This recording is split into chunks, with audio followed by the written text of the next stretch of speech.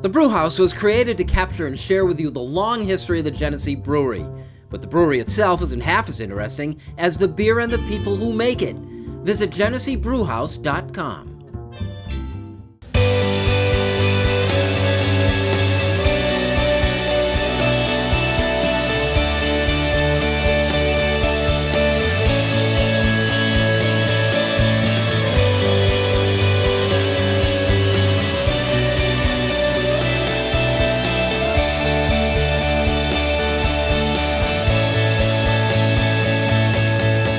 Hi everyone, and thanks for joining us. This is the original Rochester Press Box, and we are on location at the Genesee Brew House, our proud sponsors. And it is our pleasure to welcome in Greg Keagle back, former Major League pitcher, pitching coach at RIT, back on the dais. Toby Matika co-hosting with me, and along with Dash Good-looking here, Pat Duffy. Nice coat. Something has to be said about it.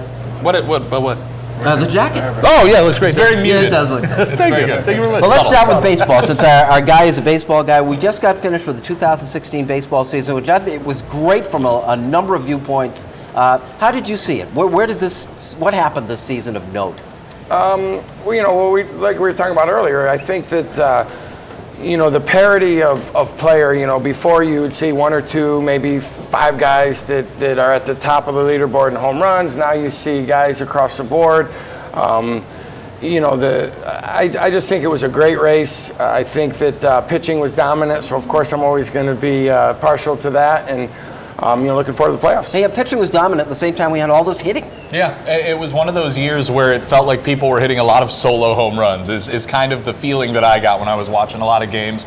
But it was a fun season to watch, like you said, a good balance of everything. You had some great pitchers. You had a lot of thrilling games, it seemed like late, even in the middle of the season, kind of the doldrums of the baseball season. There was always something to kind of grab your attention. And I love the caliber of franchise that kind of made it into the postseason, because at the end of the year, that is what a baseball season is going to be judged by, because the fall for baseball is just wonderful. And you have some great franchises. Look at it, the Red Sox, teams like the Cubs, who have made it in, the Dodgers. It's going to be a fun time to watch.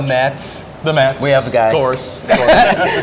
So, a guy primarily is a football and a hockey enthusiast. What do you think of the baseball season? I mean, I found it interesting. I am watching this Cubs story really close, mostly for the Theo Epstein angle, right? Like, if the Cubs go and win the World Series, Theo Epstein's the greatest general manager of all time, right? He broke almost 200 years of curses by himself. That would be insanity. I mean, even everything that Branch Rickey did with the Dodgers back in the day, putting those teams together with Jackie Robinson. And you're basing it on a couple of short series. I think he's already there. You think so? Yeah. I mean, if he's going to be down in history, guy whose name you remember, they have to win the World Series. I think you're right that he's a fantastic general manager, and there's never been anyone like him. There may not be anyone like him coming forward as far as winning games, but you win that World Series, you're baseball legend forever. Greg, how big a crapshoot is it when you get into these short best-of-5, best-of-7 series with teams as dominant as the Cubs have been? Is it really just a roll of the dice, or is there something there?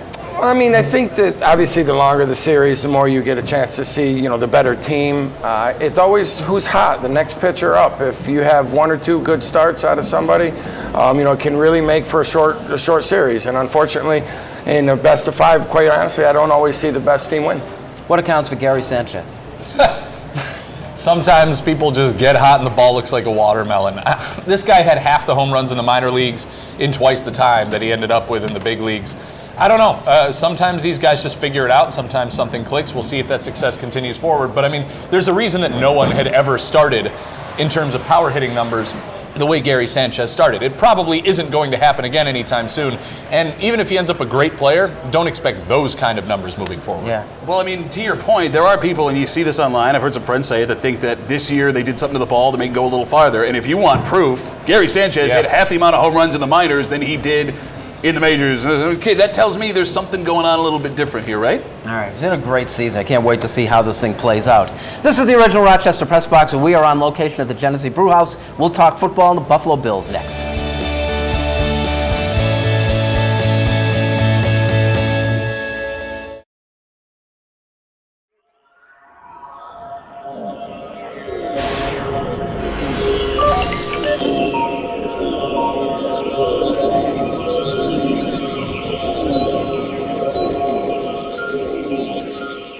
The Press Box, brought to you in part by Connors and Ferris, your workers' comp attorneys. Call 262-COMP, C-O-M-P, today. The Buffalo Bills quote of the week was brought to you by the Rochester Geico office. Give the Rochester Geico team a chance to see how much you could save on all your insurance needs. Call or stop by the office on West Henrietta Road, open Monday through Saturday. The Geico Rochester quote of the week. It's nice to have Marcel back. I'd say that's a pretty good focus for Rex Ryan to have. This guy's one of the best players at his position in football. He's going to be a difference maker the moment he steps on the field for Buffalo. All right, let's talk some football. This portion of the original Rochester Press Box brought to you by Connors and Ferris. The Buffalo Bills are traveling west to L.A. How do you see it? I mean, I'm nervous. I'd be lying to say I wasn't nervous because I keep thinking over the last 25 years, Bills going west. And there is that old tale that going east from west is harder going to the west from the east. But other than a Seattle game, a team we were clearly better than, and a San Francisco team we were clearly better than, I can't think of a game in 25 years the Bills have gone to the West Coast and won easily, right? I mean, I think back to that Oakland game 2 years ago. Kyle Orton is the quarterback, and it's a game they have to lead the wild card. They're pretty much going to the playoffs, and they blow it against an inferior Oakland team. I'm nervous. I still like the Bills. And if you get this game on Sunday, you're looking at a 3-game win streak potentially. You're 5-2, going back. You're playing the Patriots again at home. Everything's possible. I'm taking the Bills on Sunday. And of course, you're neutral, having. Have you picked against Buffalo yet this year? I have not, but I legitimately believed in Buffalo every time I picked them. I do. It's not a fan thing. I think that Buffalo's talented. I think the roster is very talented. I think it comes down to execution most of the time. Here's what I like about the Bills right now when I watch them. Even last year, when they would win games, it felt like they were kind of pulling a rabbit out of a hat at times. They needed some miraculous play to happen, Tyrod Taylor to do something ridiculous. The last 2 weeks, I see nothing from this team that isn't sustainable. I look at it and I'm like, oh yeah, that's just good football. It's good, solid football. And dare I say, they look well coached. They look disciplined. The penalties are down. Everything seems muted around Buffalo right now. Everything seems kind of quieter, even the coach himself. And I think that's going to play out. They're leaving for the game, I think, on Saturday, treating it like it's a 1 o'clock East Coast game. They're not doing anything different than they normally do. They're just going to go out there and try to play what they believe is just a true road game, treat it like a 1 o'clock game. And I like the Bills big in this game, to be perfectly honest with you. I think they keep on dominating. So we've got 2 votes for the Buffalo Bills. Greg, how do you see this one? I agree. I think the Bills are going to, have the advantage. I think that the 2-game losing streak to start the season might have been exactly what they needed just to kind of settle the nerves. At this point, big win over Big Brother helped last weekend. And, Toby was right. They're executing at every position. You're seeing consistent football. And they do have playmakers. Tyrod Taylor is good enough to extend a play and make a play. Sometimes you need your great players to make great plays. I love these things too, but I see this team as having won the 2 games they should have lost. Yeah. Lost the 2 games they should have won. So I got to go with the Rams, the champion of unpopular causes. My secondary pick this week will be against the Minnesota Vikings. Houston getting 6 at Minnesota. I think they were kind of overrated coming into Monday. Pick the second game. Atlanta's getting spotted 6 at Denver. Atlanta has been scoring at will. How is it that much of a difference in Denver? I think Atlanta can get them straight up. I don't know how well this Denver defense is going to be able to hold up with the offense that is supporting them. Atlanta covers in Denver. Yeah, that's a great-looking game. What do you got secondarily? I like people who throw things for a living. So bringing Tom Brady back into the mix. I think New England has a chip on their shoulder after last weekend. I think they're going to light up the scoreboard, and I think Cleveland's going to be the unhappy recipient. Yeah, the line on that one is 10. So you're giving 10 with New England. I'm okay with that. Like Cleveland. I said, I think he's that good. Welcome back, Tom. And what do you got? Indianapolis is hosting Chicago, and I know that this is typically a game you'd pick Andrew Luck. I just don't like the Colts at all this year. I don't think they can stop anybody. I don't think they can protect anybody. I think they're going to struggle all season long. I actually think the Bears might be better off with Brian Hoyer than Jay Cutler. I'm going to take the Bears in this one. I think they're getting 4.5. I'm going to take Chicago. Here's a look at the standings of our NFL Picks Contest, brought to you by Connors and Ferris. The winner of the contest will have a donation made in his name to Hunter's Hope. This week, Gregory Connors is picking on behalf of the Connors and Ferris team, which needs a little help. Gregory likes the Bills over the Rams and the Steelers at home over the Jets. All right, this portion of the original Rochester Press Box, brought to you by Connors and Ferris, like it or not, is next.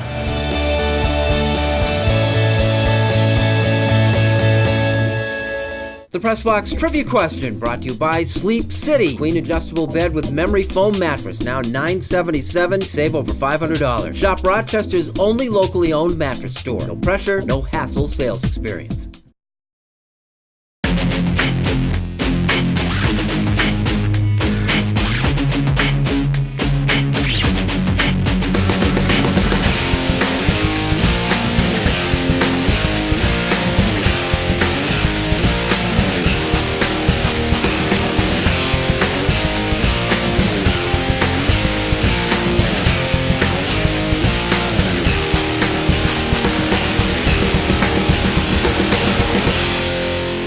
Here's a look at the Press Box Trivia Answer, brought to you by Sleep City. Queen adjustable bed with memory foam mattress. Now $977. You save over $500. Shop Rochester's only locally owned mattress store. No pressure, no hassle sales experience.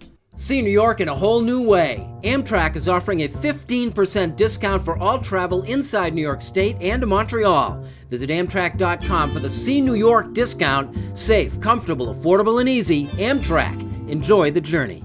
Welcome back to the original Rochester Press Box, on location here from the Genesee Brew House. Like it or not, brought to you by Amtrak Trains. Enjoy the journey.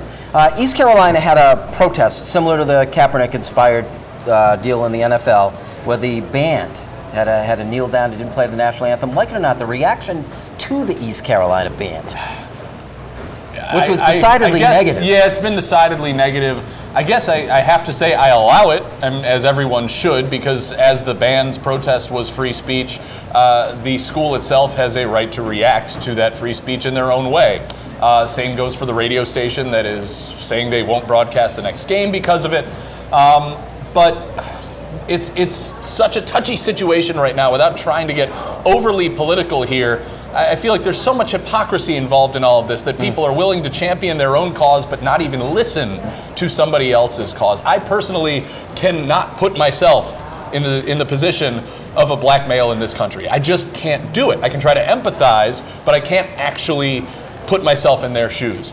I think everyone in this country needs to start listening to everybody else, and by saying, no, you can't do that, and not broadcasting the game and making threats against the people making, let's face it, a peaceful protest, you're sending the wrong message. So I allow it, but I don't really like it. And yet, Pat, we're sympathetic to the football players doing it. We're hating on the band. We, as in, the general public. Let's be real, though. I mean, listen, if you're going to hang it out, make sure that you have enough clout to do so, right? It's the band. Shut up and play the tuba. It's like the guy who delivers the phone book telling me you're not going to get the phone book because I feel this way about something.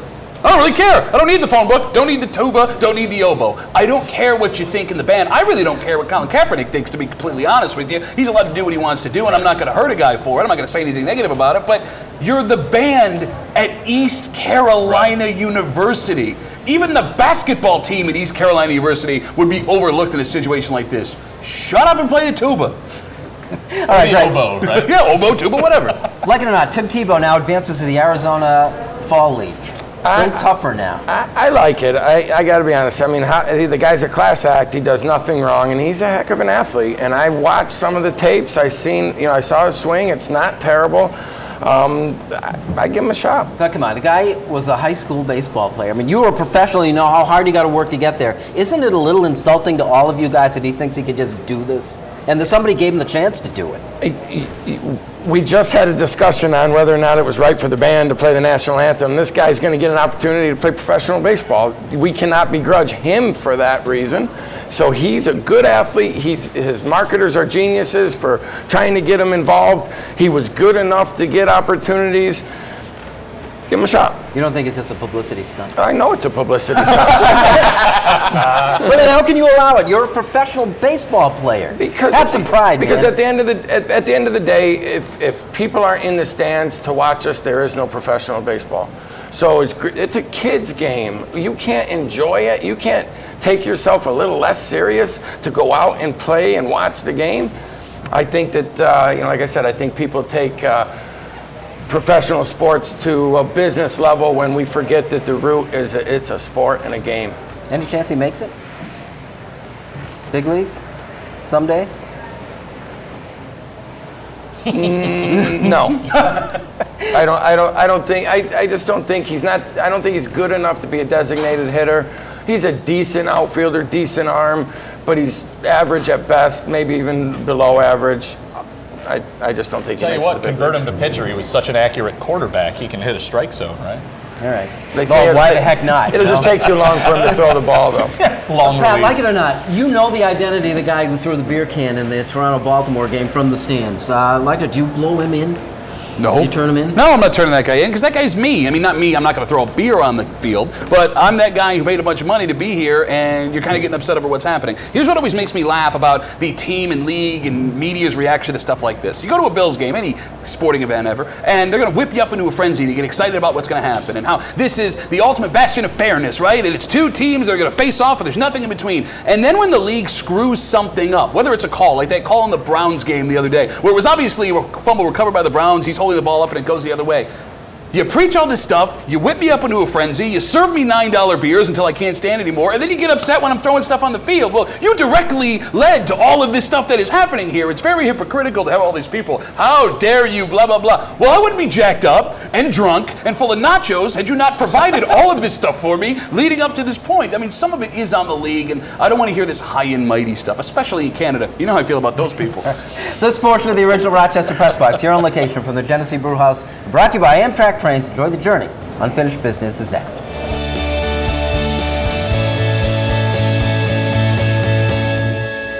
The Press Box Stat of the Week brought to you by Fiondoc and Fiondoc. Remember, if you've made the wrong choice, it's time to make the right choice. Fiondoc and Fiondoc, New York's DWI leader for over 35 years. Visit